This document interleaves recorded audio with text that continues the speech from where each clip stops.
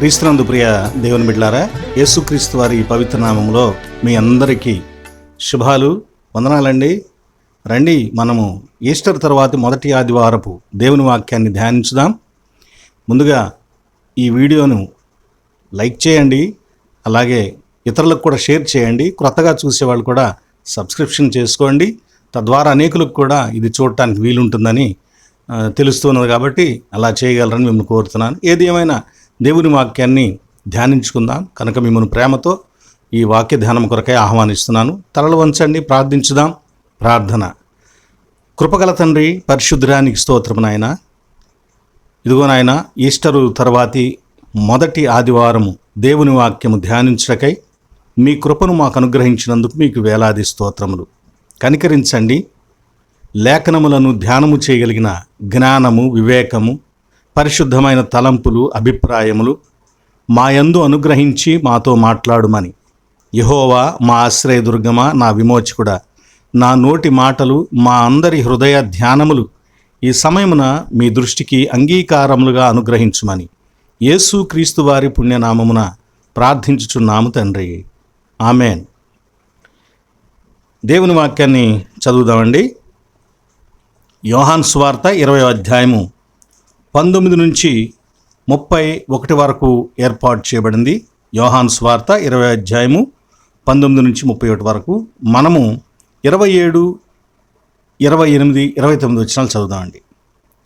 తరువాత తోమాను చూచి, నీ వ్రేలు ఇటు చాచి నా చేతులు చూడుము, నీ చెయ్యి చాచి నా ప్రక్కలో ఉంచి అవిశ్వాసివి కాక విశ్వాసివై ఉండుమనెను.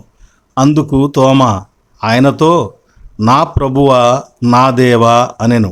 యేసు, నీవు నన్ను చూచి నమ్మితివి, చూడక నమ్మిన వారు ధన్యులని అతనితో చెప్పెను. మన తండ్రి అయిన దేవుని నుండి, ప్రభు అయిన యేసు క్రీస్తు నుండి కృపయు సమాధానములు మీకు కలుగునుగాక. ఆమెన్. ప్రభునందు ప్రియులారా, మనము ఈ ఆదివారమును మన సంఘ పరిభాషలో క్వాసిమోడో జేనిటీ ఆదివారం అని పిలుస్తాం.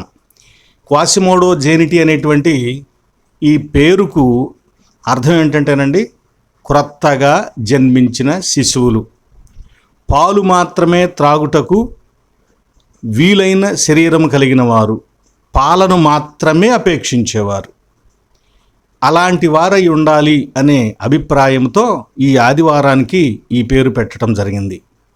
దీనిలో ఉన్న ఒక ఉద్దేశం ఏంటంటే, సంఘములో లెంటు కాలములో ఉపవాసంతో ఉండి బాప్తిస్మములు తీసుకున్న వారు ఈ ఆదివారమున ఎక్కువగా దేవుని సన్నిధిలో ఉంటారు. కనుక అలాంటి వారందరిని దృష్టిలో ఉంచుకొని మనకు ఈ ఆదివారానికి ఈ పేరు ఏర్పాటు చేయడం జరిగింది. పేతురు మొదటి పత్రికలో 2వ అధ్యాయము 1, 2, 3 వచనాల్లో ఈ పేరుకు అర్థము మనకు తెలియచేయబడింది. మీరు కొత్తగా జన్మించిన శిశువులను పోలిన వారై పాలను అపేక్షించుడి అని పేతురు భక్తుడు తెలియచేసిన ఆ సంగతి దీని యొక్క అర్థం అండి. అలాగే ఇక్కడ ఈ ఆదివారముతో ఈస్టర్ ఆక్టేవ్ ముగుస్తుంది. ఈస్టర్ ఆక్టేవ్ అంటే 8 అని అర్థం. అంటే గత ఈస్టర్ పండుగ రోజు ఆదివారం నుంచి ఈ ఆదివారం వరకు ప్రత్యేకమైనటువంటి 8 రోజులుగా సంఘము భావిస్తూ కొనసాగిస్తూ ఉంటుంది. ఈ 8 రోజుల్లో ప్రత్యేక ధ్యానాలు కూడా కొనసాగుతాయి. అలాగే ఈస్టర్ పునరుద్ధాన పండుగ నుంచి 40వ రోజు, రాబోయేటువంటి 40వ రోజు ఆరోహణ దినముగా ఉంటుంది. దాని తర్వాత నుంచి ఉండే 10 రోజులు, అంటే 41వ రోజు నుంచి 50వ రోజు వరకు ఉన్న 10 రోజులను యాంబర్ డేస్ అని పిలుస్తారు. అంటే వేచియుండునట్టి దినములు, కాలము అని. ప్రభువు ఆరోహణమవుతున్నటువంటి అప్పుడు ఆ సమయంలో మీరు యెరూషలేములోనే కనిపెట్టి ఉండండి, పరిశుద్ధాత్మ కొరకు వేచి ఉండండి, పరిశుద్ధాత్ముడు మీ మీదకు దిగి వచ్చే వరకు కూడా అక్కడి నుంచి ఎక్కడికి వెళ్ళొద్దని తెలియచేయబడుతుంది. ఇలా ఈ 50 రోజులు ఈస్టర్ సీజన్, చాలా గొప్ప సీజన్ జరిగించబడుతుందండి. ఇక దాని తర్వాత త్రిత్వకాలం వస్తుంది. పెంతెకోస్తు ఆదివారం తర్వాత మనకందరికి కూడా తెలిసిందే.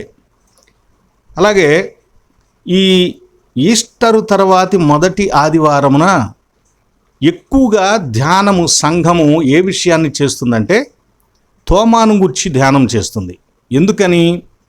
యేసుక్రీస్తు వారు ఆరోహణుడైనటువంటి ఆ పునరుద్ధానం రోజు సాయంకాలమున శిష్యుల దగ్గరకు వచ్చి మీకు సమాధానం కలుగును గాక అని చెప్పారు. అలా ఆయన చెప్పినప్పుడు శిష్యులలో తోమా లేడు. కనుక తోమాకు శిష్యులందరూ కూడా మేము ప్రభువును చూచామని చెప్తే నమ్మలేదు. కనుక మళ్ళా తరువాతి ఆదివారం రోజున 8వ రోజున అని రాయబడింది యోహాను సువార్తలో. అంటే తరువాతి ఆదివారం రోజున ప్రభువు మరలా శిష్యులకు ప్రత్యక్షుడైనప్పుడు అప్పుడు తోమా కూడా ఉన్నాడు. తోమా యొక్క సందేహాన్ని తీర్చి బలపరిచాడు, స్థిరపరిచాడు. తోమా విశ్వాసాన్ని తిరిగి కట్టాడు. కనుక తోమాను ప్రభు ప్రత్యేకంగా బలపరిచిన రోజుగా ఈ ఆదివారమున మనము ఈ తోమాను గూర్చినటువంటి ధ్యానము కొనసాగిస్తూ ఉంటామండి. కాబట్టి మనం కూడా తోమాను గురించి ధ్యానిద్దాం. అయితే గుర్తుపెట్టుకోండి, ఈ ఆదివారం ఎక్కువగా సంఘాలలో స్త్రీల సమాజపు వారి చేత ఆరాధన జరిగించబడుతుంది. స్త్రీల ఆదివారంగా జరిగించబడుతుంది. ఎందుకంటే పునరుద్ధానం రోజున పునరుద్ధానమును గురించి మొదట చూచింది స్త్రీలే.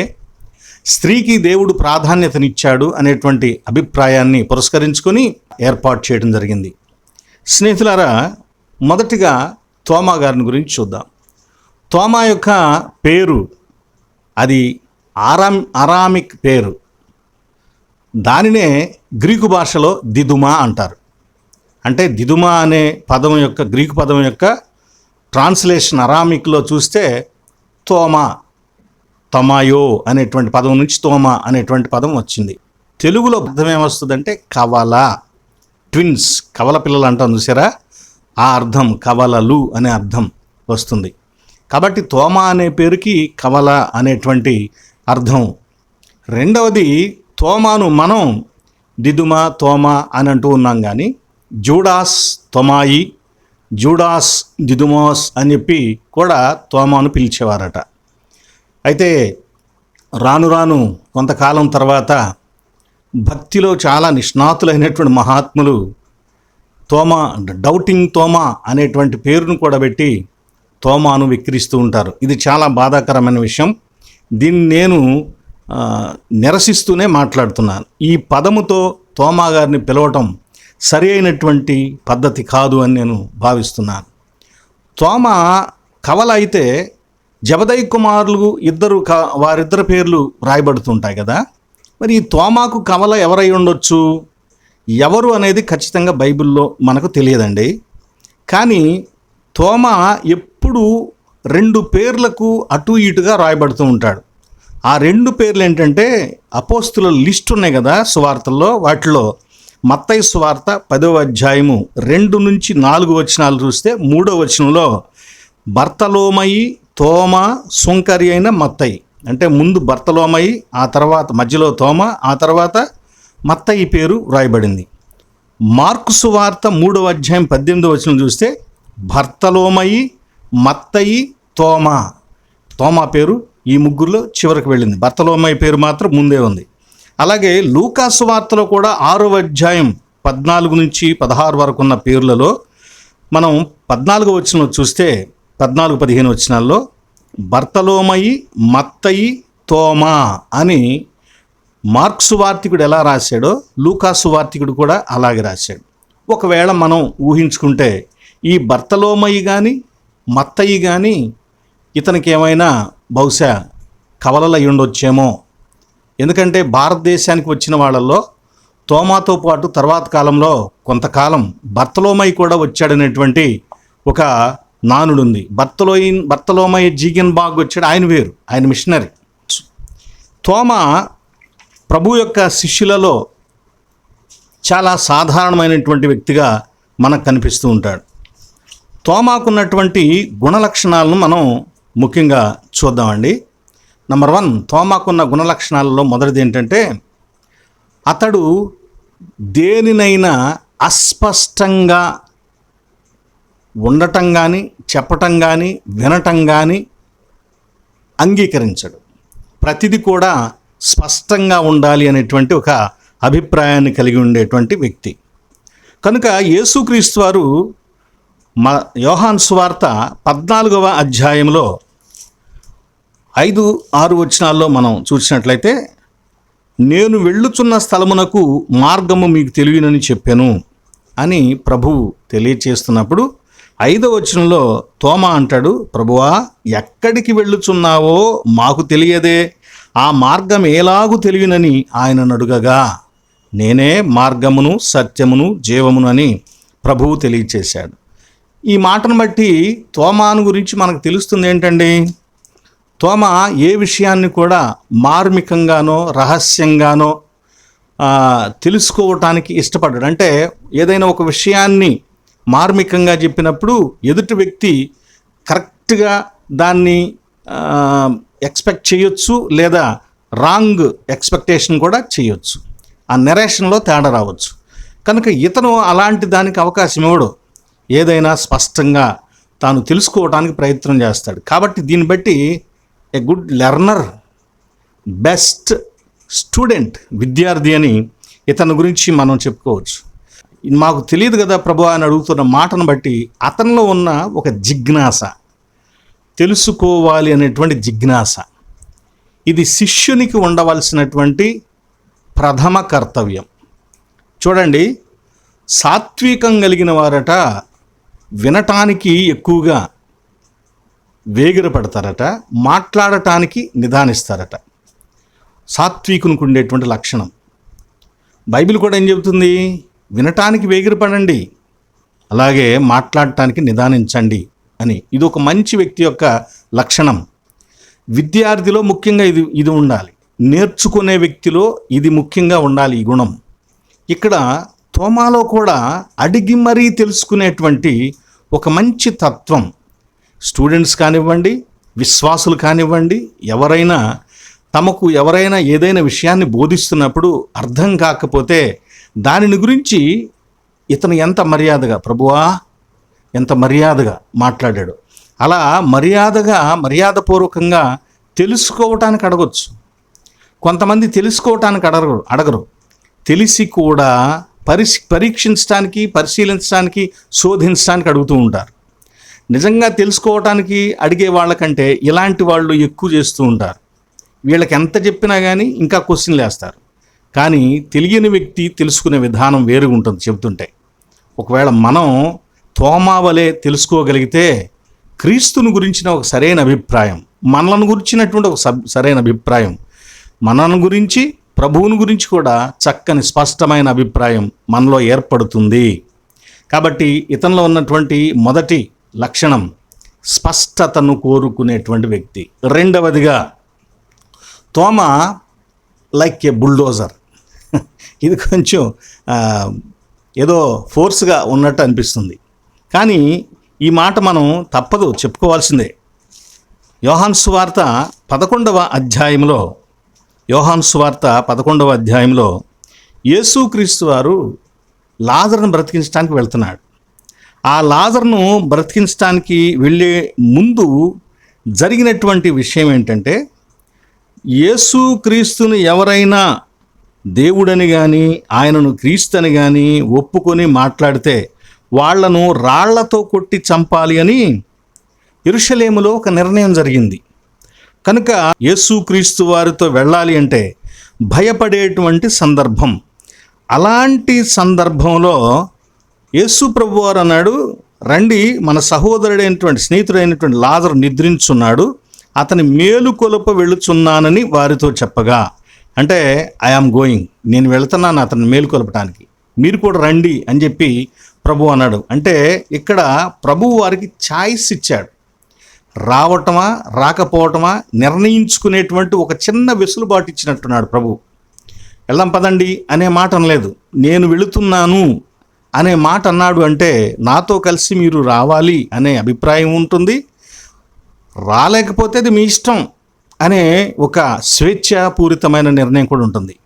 బహుశా ఆ సమయంలో యెరూషలేము ప్రాంతానికి దగ్గరలోనే కదా ఈ బేతనియా లాజరు వాళ్ళ ఊరు. కాబట్టి అక్కడికి వెళ్తే ఖచ్చితంగా యేసుక్రీస్తు వారిని వాళ్ళు తెలుసుకుంటారు. ఆయన చంపాలని చూస్తారు. అప్పుడు ఆయనతో పాటు మనం కూడా రాళ్ల దెబ్బలు తినాల్సి వచ్చింది, చచ్చిపోతామనేటువంటి ఒక అభిప్రాయం ఈ శిష్యుల్లో ఉండి ఉంటుంది. ఎవ్వరూ మాట్లాడలేదు. వెళదాం పదండి అని ఎవరు అనుకోవట్లేదు. బహుశా ఎవరికి వారు ఆయన వెళ్ళనియండిలే, మనకెందుకు, మనం ఉందాంలే, ఆయన వెళ్ళనియండి అనుకుంటారేమో బహుశా. వాళ్ళందరూ బహుశా మౌనంగా ఉంటే, ఆ మౌనం క్రీస్తుతో కలిసి వెళ్ళటానికి సుముఖత చూపని మౌనంగా ఉంటే, అప్పుడు తోమ అంటున్నాడు. ఎంత గొప్పగా తోమ మాట్లాడుతున్నాడంటే 11వ అధ్యాయం యోహాను సువార్త, అందుకు దిదుమ అనబడిన తోమ ఆయనతో కూడా చనిపోవుటకు మనమును వెళ్ళుదామని తన తోడి శిష్యులతో చెప్పాను.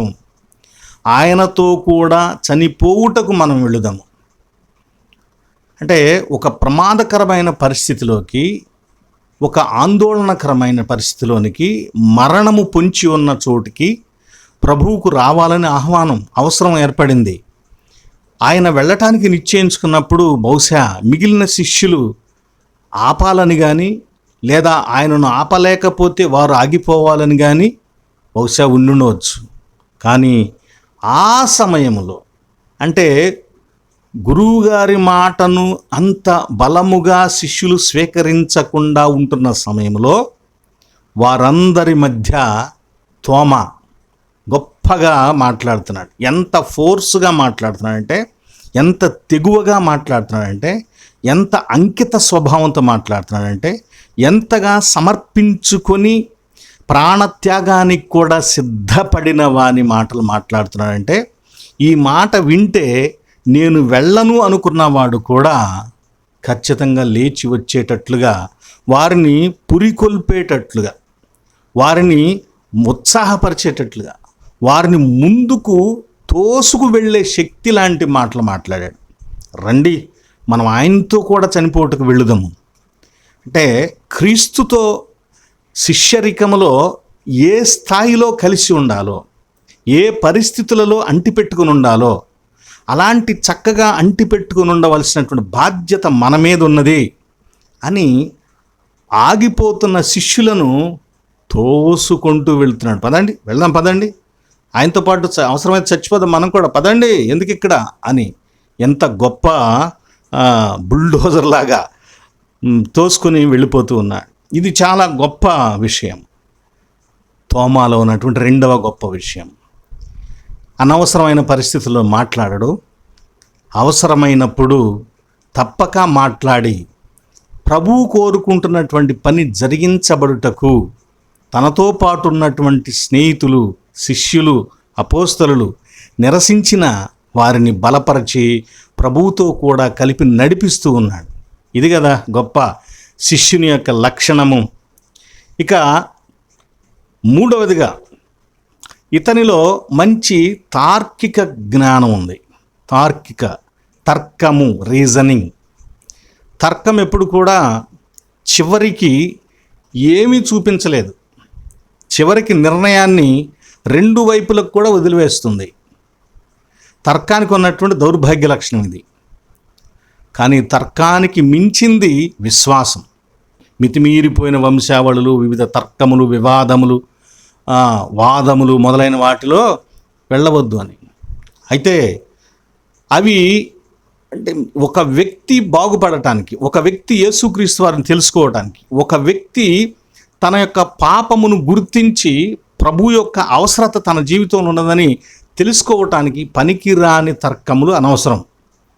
యేసుక్రీస్తు వారి యొక్క అవసరత లోకానికి ఎంతున్నదో, ప్రతి వ్యక్తి జీవితంలో ఎంతున్నదో తెలియజేసేటువంటి వాద ప్రతివాదములు, తర్కములు అవసరమే. ఏది ఏమైనా విశ్వాసమే చాలా శ్రేష్టమైనది. ఈయనకి తర్కించే మానసిక స్థితి చాలా బలమైనటువంటి స్థితి. ఇలాంటి వాళ్ళు త్వరపడి దేన్ని యాక్సెప్ట్ చేయరు. ఒక్కసారి యాక్సెప్ట్ చేయాలంటే వాళ్ళు చాలా దాని గురించి పరిశీలన చేస్తారు. ఇక పరిశీలన చేసి దాని గురించి తెలుసుకున్న తర్వాత, ఒక అభిప్రాయం ఏర్పడిన తర్వాత పొరపాటును కూడా ఆ అభిప్రాయాన్ని ఎప్పటికీ మార్చుకోరు. ఇలా తార్కిక గుణం కలిగినటువంటి వాళ్ళు ఉంటుంటారు. ఈ తార్కిక గుణం కలిగిన వారికి ఉండేటువంటి మరో లక్షణం ఏంటంటే, స్వయంగా రుచి చూడటం, స్వయంగా తెలుసుకోవాలనుకోవడం, పర్సనల్గా ఎక్స్పీరియన్స్ పొందాలి, పరిశీలించాలి, స్పృశించి తెలుసుకోవాలి అనేటువంటి ఒక గొప్ప భావన, రుజువు కోసమైనటువంటి భావన. తాను ఎప్పుడైనా దేనిని గురించి మాట్లాడాలనుకున్నాడో దానిని గురించి ఎవరితోనైనా మాట్లాడితే ఆ మాట్లాడిన వాళ్ళు ఎదురు మాట్లాడలేనంత సాక్ష్యాన్ని బలంగా చెప్పడం కోసమై ఏ విషయాన్నైనా తోమ ఈ తర్క వితర్క మంచి జ్ఞానముతో అతడు చక్కగా స్పష్టంగా తెలుసుకుంటూ ఉంటాడని తెలుస్తుంది. అందుకే యేసుక్రీస్తు వారు తాను లేనప్పుడు తక్కిన అపోస్తలులకు వచ్చి కనబడి వారికి కూడా తన మరణాన్ని సెలబ్రేట్ చేశాడు. చూడండి, ఇక్కడ యేసుక్రీస్తు వారు పునరుద్ధానంలో మరణాన్ని సెలబ్రేట్ చేశాడు. అంటే మహిమ శరీరములో మరణ శరీరము, మరణపు వాసనలను ఆయన సెలబ్రేట్ చేస్తూ ఉన్నాడు. గాయాల పాలైంది ఈ మరణ శరీరం, మర్త్య శరీరం. కానీ ఆ గదిలోకి వచ్చి వాళ్ళకి కనపడింది మహిమ శరీరం. ఆ మహిమ శరీరం కూడా ఈ మర్త్య శరీరము యొక్క గాయాల గురుతులు, దాని యొక్క సూచనలు కలిగి ఉంది.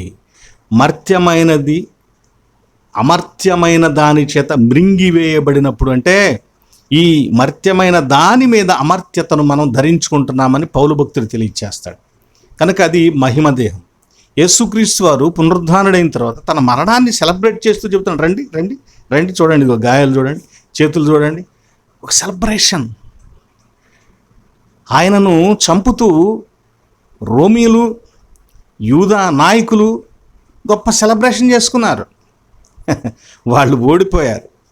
వాళ్ళు చేసిన గాయాలను ఒక విజయపు బావుటాలుగా తన శిష్యులకు చూపిస్తూ సెలబ్రేట్ చేస్తున్నాడు. పునరుద్ధానం అంటే మరణాన్ని సెలబ్రేట్ చేయటం. ప్రియ సహోదరి సహోదరులారా, అయినా అంత గొప్పగా ప్రభు వారికి తన చేతులు ఇన్ని చూపించినా కానీ వాళ్ళ మాట నమ్మలేదు. ఎందుకంటే వాళ్ళలో ఎవరు కూడా నేను పట్టుకున్నాను, నేను స్పృశించాను, నేను ఆయన కౌగిలించుకున్నాను, ఆయన పాదాలు పట్టుకున్నాను, ఈ మాటలు ఎవరు మాట్లాడలా. మీరు కంటితోనే చూశారు కాబట్టి బహుశా అది ఏదైనా భ్రమ కూడా అయ్యి ఉండొచ్చు, కాబట్టి నేను నమ్మను. అందుకే అన్నాడు, నేను తాకి చూస్తేనే, వేలు పెట్టి చూస్తేనే నమ్ముతాను అని చెప్పి మాట్లాడుతున్నాడు. ఇది ఒక తార్కిక గుణం. ఎంతవరకు ఉండాలి? విశ్వాసం కోల్పోకుండా ఉండేంతవరకు మాత్రం ఉండాలి. విశ్వాసాన్ని కోల్పోయేంత తర్కం అనవసరం, గుర్తుపెట్టుకోండి. కొంతమంది ఇలా తర్కించుకుంటూ ప్రభువును నమ్మలేరు, వెంబడించలేరు, దూరంగా ఉంటారు. వాళ్ళలో ఉన్నటువంటి తర్కపు మనస్సు వారిని అలా దూరం చేస్తూ ఉంటుంది. గుర్తుపెట్టుకోండి సహోదరులారా, అందుకే తర్కము కంటే విశ్వాసం గొప్పది. విశ్వాసంకి తర్కంతో సంబంధం లేదు. తర్కాన్ని దాటి బలంగా నమ్ముతుంది విశ్వాసం. తర్కము సాక్ష్యాన్ని కోరుతుంది, విశ్వాసం వితౌట్ సాక్ష్యము, రుజువులు లేకుండా నమ్మేదే విశ్వాసము. ఇక నాలుగో విషయం, ఇప్పటి వరకు 3 విషయాలు చూసాం. ఒకటి, స్పష్టతను కోరుకుంటాడు. ప్రభువా ఎక్కడికి వెళుతున్నావు అది మాకు తెలియదే అని దాన్ని స్పష్టంగా తెలుసుకున్నాడు. రెండవది, ఒక బుల్డోజర్ లాంటి వాడు. శిష్యులందరూ ఆగిపోయినప్పుడు ప్రభువుతో కూడా కలిపి వెళ్ళినట్లుగా వారిని ముందుకు నడిపించాడు బలంగా. ఒక ఫోర్స్ లాగా అతని మాటలు పనిచేసినాయి. నాలుగవది, అతడు తార్కిక జ్ఞానం కలిగిన వాడు. ఎవరు పడితే వాళ్ళు ఏదంటే చెబితే ఈజీగా నమ్మడు. స్వయంగా తాను స్పష్టంగా స్పృశించి పరిశీలించి తెలుసుకొని సెల్ఫ్ ఎక్స్పీరియన్స్ పొందిన తర్వాత మాత్రమే ఒక నిర్ణయానికి వస్తాడు. ఆ నిర్ణయం, ఆ అభిప్రాయాన్ని ఇక ఎప్పటికీ వదులుకోడు. ఇది అతనికి ఉన్నటువంటి ఒక మంచి లక్షణం. నాలుగవదిగా, ఇంతకు ఇతను నేను ఆయన గాయములలో వేళ్ళు పెట్టి చూస్తేనే నమ్ముతానన్నాడు కదా, ఇతడు యేసుక్రీస్తు వారి పునరుద్ధానాన్ని సందేహించాడా, లేక యేసుక్రీస్తు లేవలేదని అవిశ్వాసిగా తన యొక్క అవిశ్వాసాన్ని ప్రకటించాడా, లేక తాను విశ్వసించటానికి తనకంటూ ఏదైనా ఒక బలమైన, స్పష్టమైన, స్థిరమైన, ఖచ్చితమైన నిదర్శనాన్ని, రుజువును కోరుకుంటున్నాడా? ఈ 3 విషయాల్లో మనం చూస్తే బహుశా ఇతను అవిశ్వాసి కాలేదు. చూడండి, అవిశ్వాసం అంటే మైనస్, అసలు విశ్వాసం లేకపోవటం, విశ్వాసము లేదా అవిశ్వాసము కాకుండా ఇటు విశ్వాసి కాకుండా న్యూట్రల్గా ఉండటం ఒకటైతే, విశ్వాసం కలిగి ఉండటం ప్లస్ అని చెప్పుకోవచ్చు. ఇతడు అవిశ్వాసి, మైనస్లోకి వెళ్ళలేదు. అతడు మీడియంగా ఉన్నాడు, మధ్యస్థంగా ఉన్నాడు. అతడు అవిశ్వాసి కాలేదు, ఇటు విశ్వాసి కాలేదు, మధ్యస్థంగా న్యూట్రల్గా ఉన్నాడు అన్నమాట. అంటే ఆ న్యూట్రల్లో ఉండి విశ్వాసం వైపు చూస్తున్నాడు. తనలో ఒక అభిప్రాయం ఉంది, ప్రభువుతో కూడా వెళదామన్నప్పుడే అతడు ఆయనను ప్రభువుగా భావించాడు. కనుక యేసుక్రీస్తు వారి మీద తనకంటూ ఒక స్థిరమైన అభిప్రాయం ఉంది. కానీ ఈ జరిగినటువంటి పరిస్థితులలో అతడు ఆ ప్రభువు నుంచి ఒక స్పష్టత కోరుకుంటున్నాడు, అంతేగాని అవిశ్వాసి కావటం కాదు. దీనిని సందేహం అని మనం అనుకోవచ్చు కొంతవరకు. సందేహం కంటే కూడా తనలో ఉన్న క్రీస్తును గూర్చినటువంటి, ఆయన పునరుద్ధానాన్ని గూర్చినటువంటి ఒక సరి అయిన అభిప్రాయానికి తగినటువంటి రుజువును కూడా అతడు కావాలని కోరుకుంటున్నట్టున్నాడు. దట్స్ ఆల్, అంతే. అంతకుమించి బహుశా ఇతను అవిశ్వాసి కాదు, పునరుద్ధానాన్ని శంకించిన వాడు, సందేహించిన వాడు కూడా కాదు. కనుక ప్రభువు అతన్ని విమర్శించలేదు, గద్దించలేదు. అవిశ్వాసివి కాక అన్నాడు. అంటే అవిశ్వాసి కాలేదు, ఇంకా నువ్వు అంత దూరం వెళ్ళొద్దు, విశ్వాసిగా ఉండు అని చెప్పి తెలియచేశాడు. నువ్వు విశ్వాసిగా ఉండటానికి కావాల్సినటువంటి రుజువుదా చూసుకో, పరిశీలించుకో అని ప్రభువు అతడు ఏమైతే కోరుకున్నాడో దాన్ని రుజువు చేయటానికి ప్రభువు కూడా ముందుకు వెళ్ళాడు, యాక్సెప్ట్ చేశాడు. తోమా యొక్క తాను ఏం కావాలని కోరుకున్నాడో దానిని ప్రభువు అతనికి తెలియచేయటానికి ఇష్టపడ్డాడు. కనుక డౌటింగ్ తోమా అనొద్దు దయచేసి. డౌట్ కంటే మించిన ఒక మంచి స్థితిలో అతడు క్రీస్తును స్పృశించాలి అనుకున్నాడు. కాబట్టి చాలామంది తోమాను సందేహపు తోమా, డౌటింగ్ తోమా అంటూ ఉంటే కొంచెం నాకు అదొక బాధగా అనిపిస్తూ ఉంది.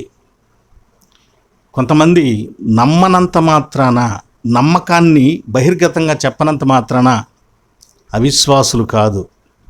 వారి హృదయంలో ఒక అభిప్రాయం ఉంటుంది, కానీ దానికి ఏదో ఒక సరి అయిన తార్కాణం దొరకాలి. అది దొరికిన రోజున వారు తీసుకునే స్టాండ్ అంత స్థిరంగా ఉంటుంది, అంత బలంగా ఉంటుంది. అలాంటి ఖచ్చితమైన స్థితిలో నిర్ణయాన్ని తీసుకొని నిలబడే వ్యక్తి తోమా. అలా స్థిరంగా నిలబడటానికి, తాను నమ్ముతున్న అభిప్రాయానికి ఒక నిదర్శనం, ఒక రుజువు కావాలి. దానికోసం వెతుకుతున్నాడు అతడు. అది నాకు కావాలి, నేను స్పృశించాలి అని అడిగాడు. కనుక ఆ మహిమ దేహము ప్రభువు వచ్చి చూపించాడు. మళ్ళా 8 రోజుల తర్వాత కూడా తన మరణాన్ని తోమాతో కూడా కలిసి సెలబ్రేట్ చేసుకుంటున్నాడు. వేలు పెట్టి చూడు అన్నాడు. వేలే కాదు, అసలు చెయ్యే పెట్టి చూడు అన్నాడు. క్రీస్తునందు ప్రియులారా, తోమాలో క్రీస్తు మరణము ఎంత బలమైందని నమ్ముతున్నాడో, యేసుక్రీస్తు వారి యొక్క పునరుద్ధానం కూడా అంత బలమైనదని నమ్ముతున్నాడు. బహుశా అతడు ఆ మరణము ద్వారా ఆయన తండ్రి దగ్గరికి వెళ్ళిపోయాడు అని అనుకుని ఉండొచ్చు. అందువలన ఆయన నేను కనులారా చూసి స్పృశిస్తేనే నమ్ముతానని అని ఉండవచ్చు. కాబట్టి మనము త్వరపడి మాట అనొద్దు. పైగా మన భారతీయ అపోస్తలుడు, అతని ఆ విషయాన్ని మనం తప్పుగా, విమర్శగా చూడటం మంచిది కాదని నేను నమ్ముతున్నాను. పైగా అతడు చేసినటువంటి ఈ సవాలు, అతడు చేసినటువంటి ఈ గొప్ప సంగతి నాటి నుంచి నేటి వరకు సర్వ ప్రపంచంలో ఉన్న అనేకులకు సందేహము లేకుండా నిస్సందేహంగా పునరుద్ధానాన్ని నమ్మటానికి తార్కాణంగా నిలిచింది. చాలామంది అంటారు కదా, ఆయన శిష్యులు కాబట్టి ఏదో మాయ మాటలు చెబుతున్నారులే, గెలిచాడని చెబుతున్నారులే అని అంటాడు. మరణాన్ని తిరిగి లేచాడులే అని అంటూ ఉంటారు. మనం కూడా చెబుదాం, ఆయన శిష్యులు కూడా ఆషామాషిగా నమ్మలేదు. వాళ్ళు కూడా ఎప్పుడు స్థిరంగా నమ్మారు? ఆయన తిరిగి బ్రతికి ఆయన శరీరాన్ని వారికి చూపించిన తర్వాత, వారిని పట్టుకున్న తర్వాత, వారు ఆ గాయాల్లో వేలు పెట్టిన తర్వాత అప్పుడు నమ్ముతున్నారు. అంటే ఈ బ్రతికి వచ్చిన శరీరం, నేనే క్రీస్తును మీ గురువు గారిని అని చెప్తున్న శరీరం నిజంగా సిలువలో గాయాల పాలైన శరీరమేనా, లేక ఇంకా ఎవరైనా వచ్చి ఇలా మాట్లాడుతున్నారా అనే సందేహాలు పటాపంచలు చేస్తూ, ఎవరైతే సిలువ మీద చనిపోయారో, ఎవరినైతే వీరు బట్టలలో చుట్టి సమాధిలో పెట్టారో ఆయనే, ఆ శరీరమే, ఆ గాయాలే లేచి బయటకు వచ్చింది, పునరుద్ధానం పొందింది అని గొప్ప సాక్ష్యాన్ని, యేసుక్రీస్తు వారి మరణాన్ని, పునరుద్ధానాన్ని సాక్ష్యం ఇవ్వటానికి ఒక గొప్ప సాధనంగా ఈ తోమా వేలుబెట్టి చూడటం, చేయిబెట్టి చూడటం అనేది మనకు చాలా గొప్ప, క్రైస్తవ సంఘానికి గొప్ప తార్కాణంగా కూడా ఉంటూ ఉన్నది. 5వదిగా తోమా ఏమన్నాడంటే, అప్పుడు నా ప్రభువా నా దేవా అన్నాడు. ఏమండి? నా ప్రభువా నా దేవా. ఈ రెండు మాటలను మనం, ప్రభువా అనే మాటనేమో కురియోస్ అంటారు కదా. కురియోస్ అంటే lord, master, the supreme authority. ఉన్న అధికారాలన్నిటిలో కూడా టాప్ లెవెల్ అధికారాన్ని లార్డ్ అని పిలుస్తారు. ఈ కురియోస్ అనే పదంతో తెలియజేస్తారు. అలాగే దేవా, నా దేవా అనే పదాన్ని థియోస్ అనే పదముతో తెలియజేస్తారు గ్రీక్ భాషలో. థియోస్ అని చెప్పబడేటువంటి పదానికి డివైన్లీ బీయింగ్, దైవత్వ సంబంధమైనటువంటి శక్తి, ప్రభావము అనే భావం వస్తుంది. అలాగే సూపర్ న్యాచురల్, ఈ ప్రకృతి కంటే కూడా మించినటువంటి సూపర్ పవర్ అనేటువంటి అభిప్రాయం తెలియచేస్తుంది. దేవుడు, దేవా, థియోస్ అనేటువంటి పదము. కాబట్టి ఈ తోమా మాట్లాడుతున్న మాటలో యేసుక్రీస్తు వారి యొక్క రాజరికము, రాజ్యము, రెండవది ఆయన దైవత్వము, ఈ రెండింటిని కూడా చాలా ఖచ్చితమైనటువంటి పరిశీలన చేసి, ఒక శాస్త్రవేత్త పరిశీలించినట్లుగా పరిశీలించి, ఒక గొప్ప పరిశోధకుని వలె స్టేట్మెంట్ ఇస్తున్నాడు. నా ప్రభువా నా దేవా. ఎస్, క్రీస్తునందు ప్రియ సహోదరి సహోదరులారా, అసలు దేవుడు అని యేసుక్రీస్తు వారిని ఎవరైనా అన్నారా? యేసుక్రీస్తు వారు ఎప్పుడైనా నేను దేవుడిని అని చెప్పారా అని ప్రశ్నిస్తూ ఉంటారు. దానికి సంబంధించి 2 విషయాలు తెలియచేస్తాను. తోమా ఒక ప్రవక్త వలె ప్రభువును నా దేవా అని మాట్లాడాడండి. అతను మాట్లాడినటువంటి ఆ గొప్ప మాటలు ఆషామాషి మాటలు కాదు. బైబిల్లో అసలు దేవుడిని గురించి ఏ పద్ధతులను బట్టి దేవుడు అని అంటారు? ఏమండి? 2 పద్ధతులు చూద్దాం. నంబర్ 1, లేఖనాలను బట్టి. లేఖనాలు ఏం చెబుతున్నాయి? నీ దేవుడైన యెహోవాను నేనే, నీ దేవుడైన యెహోవా అద్వితీయుడైన యెహోవా, ఎలాంటి దేవుడు ఎవరూ లేరు అని లేఖనాలు ఆయనను గురించి దేవుడు అని చెబుతున్నాయి. కనుక లేఖనాల యొక్క సారమును, సాక్ష్యమును నమ్మవలసిందే. ఆయన దేవుడు. ఓకే. రెండవదిగా, దేవుడు అని ఎలాంటి వ్యక్తిని అంటారు, దేన్ని అంటారు అని మనం చూస్తే, మనిషిని కూడా దేవుడు అన్న సందర్భాలు ఉన్నాయండు. నిర్గమాకాండంలో 4:16 దేవుడు మోషేను అహరోను దగ్గరికి పంపిస్తుంటాడు. అతడు నీకు నోరుగా ఉంటాడు, నువ్వు అతనికి దేవునిగా ఉంటావన్న. మోషే అహరోనుకు దేవుడిగా ఉంటాడట. ఏంటి? అలాగే మోషే ఫరోకు దేవుడిగా ఉంటాడని నిర్గమాకాండం 7:1 తెలియజేయబడుతుంది. కాబట్టి మనుషులు అంటే కొన్ని కార్యకలాపాలు, వ్యవహారాలు, వారు ప్రవర్తించే ప్రవర్తన, వారి పనిని బట్టి కూడా దైవముగా అభివర్ణించడం జరుగుతుంది. కానీ మోషే ద్వారా దేవుడు జరిగించే ప్రాజెక్ట్ అంతటికి, ఆ పని అంతటికి ఆయన పెట్టిన పేరే దేవుడు అనేటువంటి పేరు. అలాగే క్రొత్త నిబంధనలో ఒక పెద్ద ప్రాజెక్ట్ పాత నిబంధనలో చెప్పబడి క్రొత్త నిబంధనలో చేయబడింది. ఏమండి? ఒక పెద్ద ప్రాజెక్ట్. దాన్ని మనం తెలుగులో ప్రాజెక్ట్ అంటే ఒక పెద్ద కార్యక్రమం అనుకోండి. ఆ కార్యక్రమం ఏంటంటే ద కాన్సెప్ట్ ఆఫ్ ఇమ్మాన్యుయల్.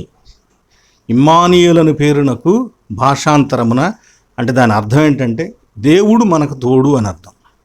ఇమ్మాన్యుయలు దేవుడు, ఆయన మనతో కూడా ఉన్నాడు, మనకు అనుకూలంగా ఉన్నాడు, మన పక్షంగా ఉన్నాడు, మనవాడై ఉన్నాడు అనే అభిప్రాయాన్ని తెలియచేసేటువంటి పాత నిబంధనలో చెప్పబడినటువంటి ఈ టాస్క్, ఈ కార్యక్రమం అంతా క్రొత్త నిబంధనలో యేసుక్రీస్తు వారు జరిగించాడు. యేసుక్రీస్తు వారు చేసిన పని అంతటికీ ఉన్న పేరేంటంటే, ఆ ప్రాజెక్ట్, ఆయన చేసినటువంటి పనులన్నిటికీ కలిపి ఒక పేరు పెడితే ఆ పేరే ఇమ్మాన్యుయల్.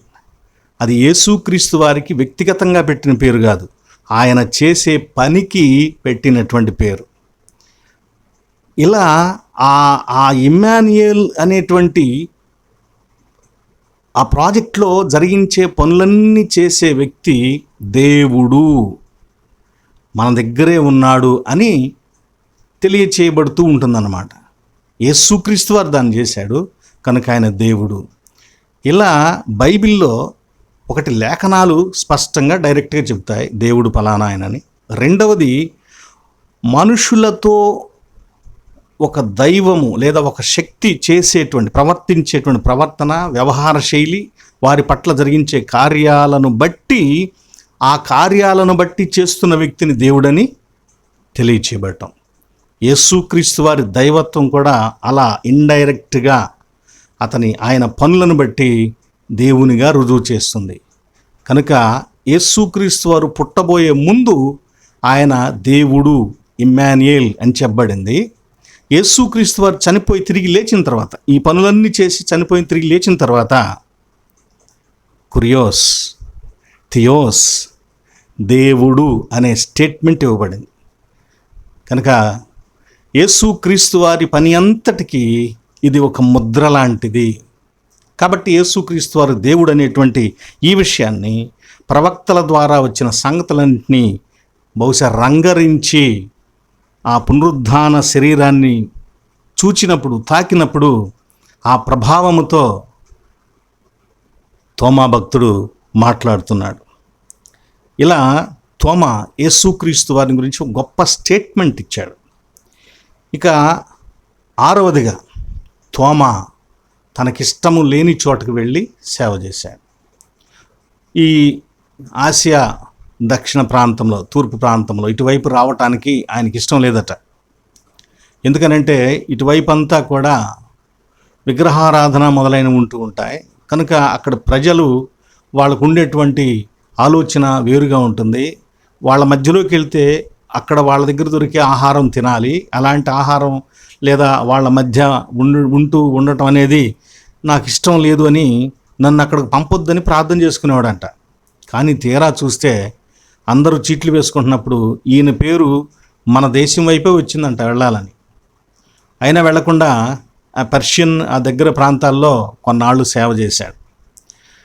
అలా సేవ చేస్తూ ఉన్నటువంటి సమయంలో మన దేశానికి ఎలా వచ్చాడనంటే, ఈ తక్షశిల అనే ప్రాంతాన్ని, ఆ ఏరియాని క్యాపిటల్గా, రాజధానిగా చేసుకొని పరిపాలన చేస్తున్నటువంటి గుండాఫోరస్ అనేటువంటి రాజు తాను ఒక గొప్ప ప్యాలెస్ను కట్టాలని తలంచి, ఆ ప్యాలెస్ను కట్టించడానికి రాతి శిల్పులు, మంచి శిల్పులు కావాలని అతని దగ్గర పనిచేసే అబ్బానీస్ అనే వ్యక్తిని యెరూషలేం ప్రాంతానికి పంపించాడట. ఆ యెరూషలేం ప్రాంతానికి వెళ్ళినప్పుడు అతడు వెతుకుతున్నాడు మంచి శిల్పకారుడు ఎవరు దొరుకుతారా అని. ఆ తిరుగుతున్నటువంటి అబ్బానీస్కు ఒక వీధిలో యేసుక్రీస్తు వారు ఎదురయ్యాడు. ఆయన యేసుక్రీస్తు అని అబ్బానీస్కు తెలియదు. అప్పుడు ఆయన అన్నాడు, నువ్వు ఎవరి కోసం తిరుగుతున్నావు అని. అబ్బానీస్ అన్నాడు, నాకు ఒక మంచి శిల్పి కావాలండి, అందుకోసం తిరుగుతున్నాను అని అన్నాడు. నైపుణ్యవంతమైన శిల్పి ఒకడున్నాడు, అతడు నా బానిస, నాకు బానిస అతడు. అతని పేరు దిదుమ థోమాస్. నీవు వెళ్ళి అతను కలుసుకొని నీ ప్రభు అంట, నీ యజమానుడంట నిన్ను నాతో కూడా రమ్మని ఆజ్ఞాపించాడు అని చెప్పండి, మీతో కలిసి వస్తాడు అతను, తీసుకొని వెళ్ళండి అన్నాడు. అలా అబ్బానిస్ ప్రభు దగ్గర నుంచి వెళ్ళి తోమాను కలుసుకొని తోమాతో చెప్పాడు, తోమా మీ యజమానుడంటయ్యా, నువ్వు ఆయన బానిసం అంటగా, ఆయన పేరు క్రీస్తు అంట, నాకు కనపడ్డాడు, ఎదురొచ్చాడు దారిలో, ఆయన పలానా చోట పలానా ప్రాంతంలో ఉంటాడు, థోమాస్ అని, అతని దగ్గరికి వెళ్ళు, అతను నా బానిస, నా పేరు చెప్పి తీసుకుని వెళ్ళు అని చెప్పాడు, నువ్వు ఆయన బానిసం అంట కదా అంటే తోమా కన్నీళ్లు పెట్టుకున్నాడు, ఏడ్చాడు. అవునండి, నేను ఆయన బానిసను, ఏం చేయాలి, నువ్వు నాతో కూడా భారతదేశం రావాలి. ఎస్, ఆయన మాటను నేను జవదాటను, వస్తాను పదండి అని ఆ రీతిగా వచ్చి ఆ రాజు దగ్గరికి రావటం, ఆ రాజు గొప్ప ప్యాలెస్ కట్టమని కొంత ధనాన్ని లేదా బంగారాన్ని ఇవ్వటం, తోమ ఆ బంగారాన్ని తన కళ్ళ ఎదుట కనపడుతున్నటువంటి పేదలు, అవసరతలో ఉన్నవాళ్ళు, ఇబ్బందుల్లో ఉన్నవారికి పంచి ఆ ప్యాలెస్ కట్టలేదు. తీరా కొన్నాళ్ళు పోయిన తర్వాత రాజు పిలిచి అడిగాడు, ప్యాలెస్ ఎంతవరకు వచ్చింది అని. ప్యాలెస్ ఎప్పుడూ కంప్లీట్ అయ్యిందండి, ప్యాలెస్ కట్టేశామని చెప్పాడు. సరే నేను చూస్తానికి వస్తానని చెప్పేసి తీరా వచ్చి చూస్తే ప్యాలెస్ లేదు, ఇచ్చిన డబ్బులు కూడా లేవు. కనుక తోమాను చెరసాల్లో పడవేశాడు. అదే సమయంలో ఆ గుండాఫోరస్ అనేటువంటి రాజు యొక్క సహోదరుడు వ్యాధిగ్రస్తుడై చనిపోయాడు. తోమా ప్రార్థన చేసినప్పుడు అతడు బ్రతికాడు. అతడు బ్రతికినప్పుడు చెబుతున్నాడు గుండాఫోరస్ రాజుకు తన సహోదరుడా, నేను చనిపోయినప్పుడు ఒక పెద్ద ప్యాలెస్, తేజోవంతమైన ప్యాలెస్ చూశాను. ఇది ఎవరిదండి, ఎవరి కోసం అంటే తోమా అనేటువంటి యేసుక్రీస్తు శిష్యుడు ఈ గుండాఫోరస్ రాజు కోసం కట్టించాడని చెప్పారు. కనుక ఈ లోకంలో నీకు ప్యాలెస్ లేదు, పరలోకంలో నీకు ప్యాలెస్ ఉంది అని చెప్పాడట.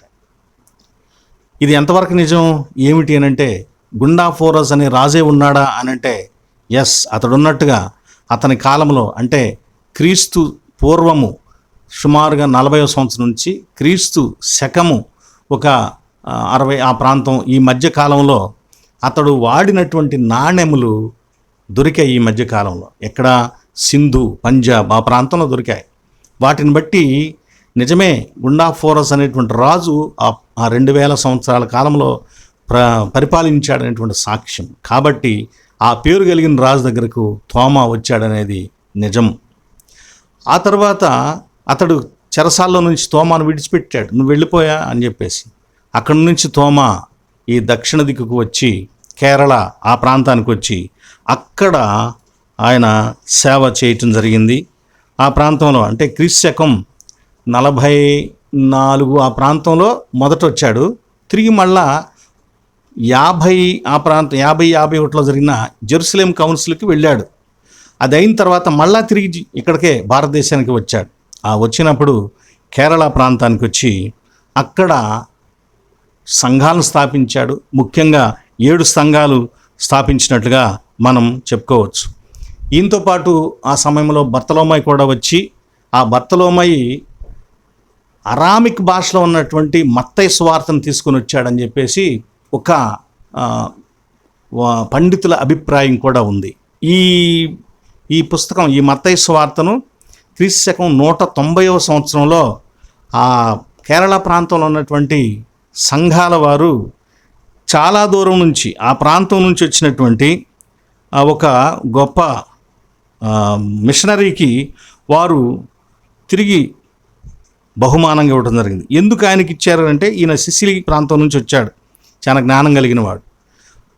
ఆ సమయంలో తోమా చనిపోయి ఇదంతా జరిగిపోయిన తర్వాత 195 ప్రాంతంలో అంటే 100 సంవత్సరాల తర్వాత తప్పు సిద్ధాంతాలు కొన్ని ప్రబల్ని, వాటన్నిటిని కూడా ఖండించి సెటరేట్ చేశాడు. కనుక అతనికి గిఫ్ట్గా తోమా కాలంలో తెచ్చినటువంటి ఈ మత్తయి సువార్తను ఇవ్వటం జరిగింది. ఇది ఎడిస్సా ప్రాంతంలో ఉంది. కనుక దానిని బట్టి అతడు ఇక్కడికి వచ్చాడని జెరోమ్ పండితుడు కూడా సాక్ష్యాన్ని రాస్తాడు. కనుక వీటన్నిటిని బట్టి తోమా వచ్చాడు. ఒకవేళ బర్తలోమయి కూడా వచ్చి ఉండొచ్చు, ఆయన కూడా వచ్చి ఆ మత్తయి సువార్తను తెచ్చాడు అనేవి ఇక్కడ మనకున్నటువంటి సాక్ష్యాలు. తోమా స్థాపించిన 7 సంఘాలు కొడుంగల్లూర్ అనేటువంటి ప్రాంతంలో మొదటిగా అతడు దిగి అక్కడ చేరా డైనాసిటీ కింగ్స్, ఇది వాళ్ళ రాజధాని, వాళ్ళతో మాట్లాడి వారికి సువార్తను ప్రకటించి వారిలో కొంతమంది మార్పు చెందితే బాప్తిస్మం ఇచ్చి, అతనితో పాటు 40 మంది యూదులు కూడా అక్కడ ఉన్నారు. అక్కడ యూదుల కాలనీ ఉంది, అక్కడున్న యూదులు కూడా ప్రభువుని నమ్ముకున్నారు. వీళ్ళందరికీ బాప్తిస్మం ఇచ్చి అక్కడ చర్చిని కట్టాడు. రెండవదిగా కొల్లాం అనేటువంటి ప్రాంతంలో 2వ సంఘాన్ని కట్టడం జరిగింది. ఇక్కడ సుమారు 1 సంవత్సరం ఉన్నాడంట. 1400 మంది బాప్తిస్మం తీసుకున్నారంట ఈ సంఘంలో, అంతమంది ఉండేవాడు. మూడవదిగా నిరానం అనేటువంటి తిరువల్ల అనేటువంటి ప్రాంతంలో ఉండేటువంటి ఈ నిరానం అనేటువంటి చోట కూడా దేవాలయాన్ని నిర్మించాడు. అక్కడ కూడా సంఘాన్ని స్థాపించాడు. ఆ దేవాలయం గోడల మీద ఉండేటువంటి చిత్రపటాలు చాలా ముఖ్యమైనవి. వాటిని ఒక మ్యూజియంగా కూడా, ఆ దేవాలయాన్ని ఆనుకుని మ్యూజియంగా కూడా ఏర్పాటు చేయడం జరిగింది. 4వదిగా గోకమంగళం లేదా కోకమంగళం అంటారు. ఇది కూడా తోమా ఇక్కడ కూడా 1 సంవత్సరం కాలం పాటు ఉండి సేవ చేసినప్పుడు 1600 మంది సుమారుగా బాప్తిస్మం తీసుకున్నారట. దీనిని గురించి కేసరి బాలకృష్ణ పిళ్ళై అనేటువంటి వ్యక్తి ద రూట్స్ ఆఫ్ హిస్టరీ అనే దానిలో ఈ దేవాలయం గురించి ఇక్కడ తోమా వచ్చి సేవ చేశాడనేటువంటి సంగతిని తెలియచేస్తాడు. 5వదిగా పారయూర్ లేదా కొట్టాపురం అనేటువంటి ప్రాంతంలో ఉన్నటువంటి పారయూర్ అనేటువంటి ప్రాంతంలో కూడా తోమా ఒక దేవాలయం, అంటే ఒక సంఘాన్ని ఏర్పాటు చేసి దేవాలయం నిర్మించాడు. ఇది క్రీస్తు 18వ శతాబ్దంలో టిప్పు సుల్తాన్ యొక్క దాడుల్లో దెబ్బతినిపోయింది. తర్వాత దీని మీద ఇంకొక దేవాలయం కూడా నిర్మించబడింది. 6వదిగా పాలయూర్, ఇందా చెప్పింది పారయూర్, ఇది పాలయూర్. ఈ పాలయూర్ అనేటువంటి త్రిశూర్ ప్రాంతంలో ఉన్నటువంటిది, పొన్నాని అనేటువంటి తాలూకాలో ఉన్న కోస్తా ప్రాంతంలో ఉన్నటువంటిది. ఇక్కడ కూడా యోధాకుళం మొదలైనటువంటి పేర్లతో కొన్ని ఏరియాలు, కొన్ని పల్లెలు ఉన్నాయి. అంటే యూదులు చాలామంది ఆ ప్రాంతంలో నివసించారన్నమాట. కాబట్టి ఆ ప్రాంతంలోకి కూడా వెళ్ళి సువార్త సేవ చేసి అనేకులను ప్రభువు శిష్యులుగా చేసి సంఘాన్ని నిర్మించాడు. 7వదిగా త్రివిత్తం కోడ్ అనేటువంటి కన్యాకుమారి దగ్గరలో ఉండేటువంటి చోట, తమిళనాడు సంబంధించినటువంటి చోట ట్రావెన్కోర్కు దక్షిణ భాగంలో మరొక సంఘాన్ని నిర్మించి ఇక్కడ కేవలం ఒక సిలువను ఏర్పాటు చేసి తర్వాత దేవాలయాన్ని మీరు నిర్మించండి అని మైలాపూర్ ప్రాంతానికి వెళ్ళాడు. ఆ మైలాపూర్ ప్రాంతంలోనే ఈయన పరిచర్యను, ఈయన శక్తిని, ఈయన బలాన్ని తట్టుకోలేక అనేకులు ఆయనను చంపటానికి అక్కడున్న రాజు కూడా ఇష్టపడ్డాడు. కొన్నాళ్ళ తర్వాత అతని మాటలకు అనేకులు సువార్తను అంగీకరిస్తుంటే భయపడి ఆయనను బళ్ళెంతో పొడిచి చంపించినట్లుగా తెలుస్తుంది. గుర్తుపెట్టుకోండి, 4వ శతాబ్దంలో కనాయి తోమా అనే కూడా వేరే అతను తోమా వస్తాడు. ఆ తోమా ఈ అపోస్తులుడైన తోమా కానే కాదు. క్రీస్తు 72వ సంవత్సరంలో జూలై నెల 3వ తేదీన పరిశుద్ధుడైనటువంటి తోమాను బంధించి పొడవటానికి, చంపటానికి ప్రయత్నం చేస్తూ నిన్ను వదిలిపెడతాం, నువ్వు పారిపో, వెళ్ళిపో అని చెప్పినప్పుడు ఎట్టి పరిస్థితుల్లో పారిపోను, చచ్చిపోవటానికి నేను సిద్ధమే అని తాను ఇష్టపడి మరి హతసాక్షి అయ్యాడు. భారతదేశంలోకి రావటానికి ఇష్టపడని వాడు భారతదేశంలో తన ప్రాణాన్ని సమర్పించుకున్నాడు, ప్రభువుకి అప్పగించుకున్నాడు. కనుక తోమా యొక్క సాక్ష్యము, తోమా యొక్క అపోస్తలత్వము, తోమా యొక్క గొప్ప స్వభావము నేడు మనము కూడా అనుసరించదగింది. కాబట్టి క్రీస్తునందు ప్రియ సహోదరి సహోదరులారా, తోమా గారు చేసినటువంటి ఈ గొప్ప కార్యాలు మనం చేయలేకపోవచ్చు, కానీ చేయించగలిగిన వాడు దేవుడు. క్రీస్తుకు సాక్షులంగా మనం నిలవవలసినటువంటి అవసరత మన మీద ఉన్నదండి. మన మీద ఈ అవసరం తప్పక ఉన్నదని మేము కోరుతూ తెలియజేస్తున్నాను. తోమాను గురించి ముఖ్యంగా మనం చెప్పుకున్న విషయాలు: 1, స్పష్టతను కోరుకుంటాడు, అస్పష్టంగా దేన్ని అంగీకరించడు, తెలుసుకోడు, ఒప్పుకోడు. 2, తోమా ఒక బుల్డోజర్ లాంటి వాడు. శిష్యులను క్రీస్తుతో కూడా కలిసి ఆ మరణ పరిస్థితుల్లో వెళ్ళటానికి ముందుకు నడిపించగలిగాడు. తార్కిక జ్ఞానం కలిగిన వాడు 3వదిగా. 4వది అవిశ్వాసం, సందేహం లేక స్పష్టత కోసం అతడు నాకు స్పష్టత కావాలని అడిగాడు, కానీ అతడు సందేహి కాదు, అలాగని అవిశ్వాసి కూడా కాదు. ప్రభు కూడా దాన్ని అంగీకరించి అతనికి తన యొక్క శరీరాన్ని, గాయాలను చూపించుకొని అతన్ని బలపరిచాడు, తిరిగి కట్టాడు. కనుక అది నేటికి కూడా గొప్ప సాక్ష్యము. ఐదవదిగా, క్రీస్తు దైవత్వాన్ని గురించి ఒక ఉన్నతమైన స్టేట్మెంట్ పేతురు ఎలాగైతే మాట్లాడాడో అలాగే ఈ తోమా కూడా మాట్లాడాడు. నా ప్రభువా, నా దేవా. దేవుడు అని పరిశుద్ధ గ్రంథం ఎవరెవరిని ఎలా నిర్వచించిందో కూడా మనం చూసాం. ఆరవదిగా, ఇష్టము లేని భారతదేశానికి వచ్చి ఇష్టపడి ఇక్కడ ప్రాణాలు సమర్పించాడు, గొప్ప సేవ చేశాడు. ఒక్క తోమా ఇన్ని సంఘాలు, ఇంతమంది ప్రజలను కట్టాడు. కనుక భారతదేశానికి క్రైస్తవ సంఘము, క్రైస్తవ మతము అనుకుంటే, ఒకవేళ క్రైస్తవము అనే మార్గము పురాతనమైనటువంటి మతము, పురాతనమైన మార్గము, చాలా పురాతనమైన 2000 సంవత్సరాల చరిత్ర కలిగినటువంటి యేసుక్రీస్తును గూర్చినటువంటి చరిత్ర ఈ భారతదేశంలో ఉంది. కనుక ఇది భారతీయ మతాలలో ఒకటి. క్రీస్తు యేసు మార్గము ఉన్నతమైనటువంటి మార్గము. ఆయనకు మనము కూడా గొప్ప శిష్యులంగా జీవించవలసిన అవసరం ఉందని తెలియచేస్తూ ఈ నా మాటలు ముగిస్తున్నాను. సర్వశక్తిమంతుడు ఇటు మాటలు మన వినికిడిలో పదిలపరచునుగాక. ఆమేన్. ప్రియులారా, జ్ఞాపకం చేసుకోండి. మీ ప్రార్థనలో మమ్మల్ని కూడా జ్ఞాపకం చేసుకోనండి. ప్యారిష్ లేకుండా ఉంటూ ఉన్నాను కనుక మీకు తోచినటువంటి గుప్పిలిని విప్పి సహకరించాలని మిమ్మల్ని కోరుతున్నాను. అయితే అది ప్రధానంగా నేను చెప్పట్లేదు, కానీ మీకు ఒకసారి తెలియచేస్తున్నాను. మీ ప్రార్థనా అవసరతలు ఏమైనాను తెలియచేయండి, ఫోన్ చేయండి. తప్పకుండా ప్రార్థిద్దాం. ఒకరి కోసం ఒకరు ప్రార్థన చేసుకుంటూ ప్రభు దగ్గర మనం మేలులు పొందుకుందాం. అలాగే షేర్ చేయండి, అనేకులకు తెలియచేయండి, లైక్ చేయండి. అలాగే సబ్స్క్రిప్షన్ కూడా చేసుకోవాలని మిమ్మల్ని కోరుతున్నాను. తలవంచండి. కృపగల తండ్రి, పరిశుద్ధుడైన దేవా, నీకు వందనాలు అయా. పరిశుద్ధుడైనటువంటి తోమ, దిదుమ అని చెప్పబడినటువంటి తోమ, వేలుబెట్టి చూస్తేనే నమ్ముతాను, వేలుబెట్టి చూస్తేనే ఒప్పుకుంటాను అని చెప్పినటువంటి తోమ, బలముగా శిష్యులను వెనకాడుతున్న పరిస్థితులలో ముందుకు తీసుకుని వచ్చినటువంటి తోమ, ఏ విషయాన్నైనా స్పష్టంగా తెలుసుకోవాలి, గ్రహించాలి, ఒక స్పష్టత కలిగి ఉండాలనేటువంటి మంచి అభిప్రాయం, ఉద్దేశం కలిగినటువంటి తోమ, తర్క వితర్కముల మధ్య చక్కగా విశ్వాసాన్ని బలపరుచుకోవటానికి తగినట్లుగా మంచి తర్క జ్ఞానము కలిగినటువంటి వ్యక్తి అని తోమాను గురించి మేము ఇలా అనేక విషయాలు మేము ధ్యానించాం. ఇంత మంచి వ్యక్తిని మీరు శిష్యునిగా పిలుచుకున్నారు, మీకు వందనాలు ఆయన. మా ప్రభువా, వారు ఏ సువార్తను ప్రకటించారో ఆ సువార్తను ప్రకటించే భారము, బాధ్యత మాకు కూడా ఇచ్చారు తండ్రి. వారి అంత గొప్పగా మేము చేయలేము, అయినా మీ నామము గొప్పది. నాడు పునరుద్ధానము చెందినప్పుడు ఎంత శక్తి, ప్రభావము మీరు కలిగి ఉన్నారో, నేటికి రాబోవు కాలానికి నిరంతరము అదే శక్తి, ప్రభావము, బలము కలిగినటువంటి, అధికారము కలిగినటువంటి నామము మీ నామము. అట్టి నామమును బట్టి నాయన ఈ మంచి మాటలు ప్రకటించబడుతుండగా నా తండ్రి, ప్రతి ఆటంకము చెదిరిపోయి అనేకుల దగ్గరకు ఈ మాటలు చేరునట్లు, విశ్వసించినట్లు నా తండ్రి, వారి హృదయాలను మీరు పట్టుకొని మాట్లాడి మీ వాక్యమును ప్రభా నాటుమని వేడుకొంచున్నాం.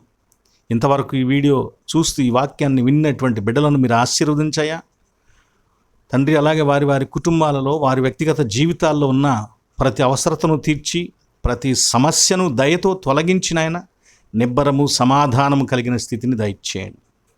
మా తండ్రి, మాలో చదువుకుంటున్న బిడ్డలకు జ్ఞానమును, తెలివిని ఇస్తూ మంచి రిజల్ట్స్ను వారికి ఇస్తూ నాయన ఉన్నతమైన స్థాయికి ఎదుగునట్లు కావాల్సిన బలమైన జ్ఞానము వారికి దయచేయండి. ఉద్యోగాల కోసం అయినా మరి పనిపాట్ల కోసం ఎదురు చూస్తున్న బిడ్డల కోసం ప్రార్థన చేస్తున్నాను. వారికి మంచి పనులను అనుగ్రహించండి. అలాగేనైనా కష్టపడి పని చేసుకుంటున్న బిడ్డలు, చేతి వృత్తులు చేసుకుంటున్న బిడ్డలు, చిన్న చిన్న ఉద్యోగాలు చేసుకుంటున్న బిడ్డలు, వ్యాపారములు చేసుకుంటున్న బిడ్డలు, వ్యవసాయం చేసుకుంటున్న బిడ్డలు, పశువులను పోషించుకుంటున్న బిడ్డలు, నాయన ప్రతిరోజు వాహనాలు మొదలైనవి నడుపుకొని కుటుంబాలను పోషించుకునే బిడ్డలు, ఇటు బిడ్డలందరూ కూడా కనికరించి వారి కష్టార్జితాన్ని దీవించండి. బిడ్డలు లేని వారికి సంతానము దయచేసి ఆశీర్వదించిన ఆయన. పసిబిడ్డలతో ఉన్నటువంటి కుటుంబాలను మీరు కనికరించి దీవించండి. గర్భవతులకు నాయన, గర్భములో ఉన్న శిశువులకు కావలసిన మంచి ఆరోగ్యం దయచేసి మంచి ప్రసవమును వారికి అనుగ్రహించండి. వివాహముల కొరకు ఎదురు చూస్తున్న బిడ్డలకు సరి అయిన నాయన మంచి భాగస్వాములను దయచేయమని వేడుకుంటున్నాం. వృద్ధాప్యంలో ఉండి నాయన కష్టపడుతున్న, శారీరక ఇబ్బందిని ఎదుర్కొంటున్న బిడ్డలకు కావలసినటువంటి సదుపాయములు, సహకారము దయతో నాయన అందించబడుతూ వారి యొక్క జీవితాన్ని సమాధానంగా గడపడానికి కృప దయచేయండి. లేమిలో ఉండి ఇబ్బంది పడుతున్న బిడ్డలు, రోగములతో ఉండి నాయన మెడిసిన్ కూడా కొనుక్కోలేక బాధపడేటువంటి బిడ్డలు నాయన ప్రతి వారి కొరకు ప్రార్థన చేస్తున్నాం. కనికరించి మీరు ముట్టి ఆరోగ్యం దయచేయండి. లేమిని తొలగించి సమృద్ధిని ప్రతి ఒక్కరికి దయచేయండి. మేము అడగరానివేం అడుగుతున్నామో మా అయోగ్యమైనటువంటి సంగతులను మన్నించి యోగ్యమైన ప్రతి ఈవిని, ఆశీర్వాదమును మాకందరికీ దయచేయమని మీకు మహిమ, ఘనత, ప్రభావాలు చెల్లించుకొనుచు పునరుద్ధానుడైన యేసునామమున వేడుకొంచున్నాం తండ్రి. ఆమెన్. పరలోకమందున్న మా తండ్రి, నీ నామము పరిశుద్ధపరచబడునుగాక, నీ రాజ్యము మాకు వచ్చునుగాక, నీ చిత్తం పరలోకమందు నెరవేరుచున్నట్లు భూమి యందు నెరవేరునుగాక. మా అనుదిన ఆహారం నేడు మాకు దయచేయము. మా ఎడల అపరాధము చేసిన వారిని మేము క్షమించి ఉన్న ప్రకారము మా అపరాధములను క్షమించుము. మమ్మను శోధనలోనికి తేక దుష్టు నుండి తప్పించుము. రాజ్యము, శక్తియు, మహిమ నిరంతరం నీవై ఉన్నవి తండ్రి. ఆమెన్. మన పరమతండ్రి అయిన దేవుని ప్రేమయు, ప్రభువైన యేసుక్రీస్తు వారి కృపయు, పరిశుద్ధాత్మ దేవుని యొక్క అన్యోన్య సహవాసము సదా మీకు కలిగి మిమ్మును ఆశీర్వదించునుగాక. Amen, amen, amen. మీ అందరికి వందనాలండి. సెలవు. God bless you.